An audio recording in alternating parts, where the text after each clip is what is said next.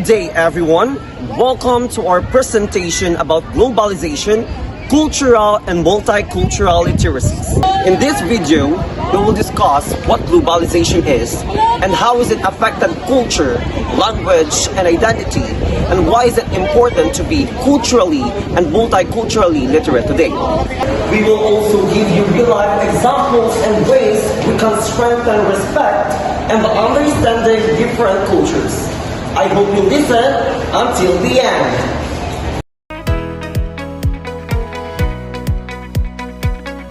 Globalization is the connection and interactions of countries through technology, transportation, media, and trade. Because of this, ideas, cultures, products, and languages spread faster in different parts of the world. For example, we can buy products from Korea, Japan, US, and others. People can study online even in other countries, and cultural exchange develop.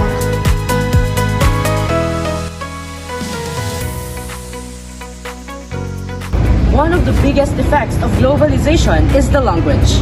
For example, here in the Philippines, our language is mixed up, like Bisaya, Tagalog, even Chinese and Spanish.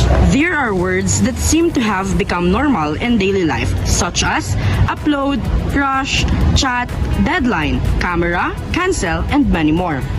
We know that globalization gives us lots of benefits, but it is also associated with lots of challenges. So now, let's tackle about the effects of globalization on our own culture and identity. It is not just about language that has been affected by globalization, but also our culture and identity. Many of us are influenced by K-pop, Western music, K-dramas, anime, Hollywood movies, fashion trends, and food like ramen, pizza, milk tea, and shawarma. But remember, globalization has its pros and cons.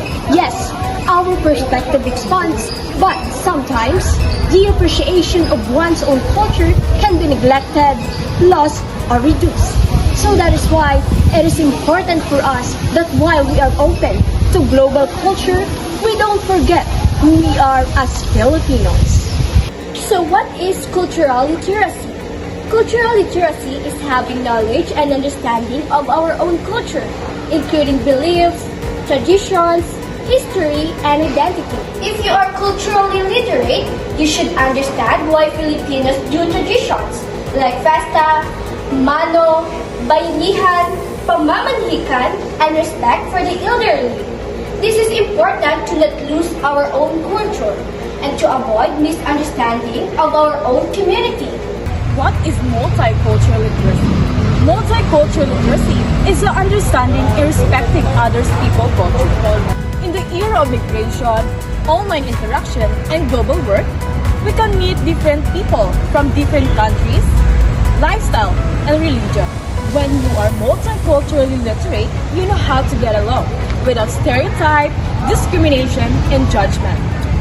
Schools, workplaces, communities become more inclusive because of this. One of the most visible examples of globalization in the Philippines is spread of K-pop, K-drama, and Korean culture.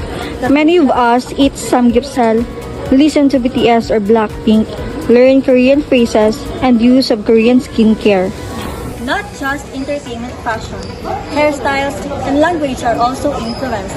This shows how globalization spread across all borders. Another example is the OFWs. When they work in another country, they learn to adjust to another culture, such as the food, rules, language, and the behavior of the country they live in. Even though they get along, they still carry the Filipino identity, such as respect, being hardworking, and being family-oriented. Globalizations allow cultural blending, but one must not lose its own roots. Treating cultural and multicultural literacy, we have strategies can be done in school, cultural exchange programs, subject about culture and diversity, celebrating Language Month and International Day. In the era of globalization, we can no longer avoid interaction of different cultures and languages. But in order to have a good relationship, We need cultural literacy to recognize our own culture and multicultural literacy to respect the culture of others. Difference is not a barrier. It is an avenue for progress, respect, and unity.